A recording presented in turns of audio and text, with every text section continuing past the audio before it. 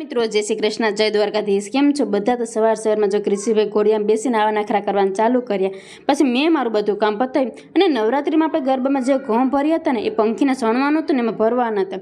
કેટલા દિવસથી આ કામ વિચારતા હતા પણ ટાઈમ જ નહોતો મળ્યો, એટલે આજે આપણે ફાઇનલ કામ પતાવ્યું છે।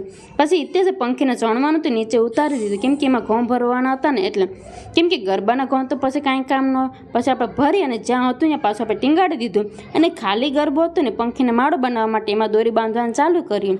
ત્યાં તો ક્રિશીભાઈ કે લાવો મમ્મી હું તમને દોરી બાંધવામાં મદદ કરું। પછી મમ્મી દીકરા બે હરખી દોરી બાંધીને એ પછી ઝાડવા નીચે આપણે ટીંગાડી દીધું। પછી ક્રિશી કે મારે આજે પણ મકાઈ ખાવી છે, એટલે મેં કુકરમાં બાફવા માટે ગેસ ઉપર મૂકી દીધી। ત્યાં તો ભાઈ પ્લેટફોર્મ ઉપર જઈને પાસે જઈને ઊભી ગયો અને કે બફાય ને ત્યાં સુધી મારે અહીંયા જ ઊભું છે કે તમે એમાંથી કાઢી લો તો। પછી ભાઈને એનર્જી આવીને એટલે ભાઈએ યોગા કરવાનું ચાલુ કર્યા। તો ક્રિશી કેવા યોગા કરે જરૂરથી કમેન્ટ કરજો। અમારી ચેનલ લાઇક, શેર અને સબસ્ક્રાઈબ કરવાનું ભૂલતા નહીં।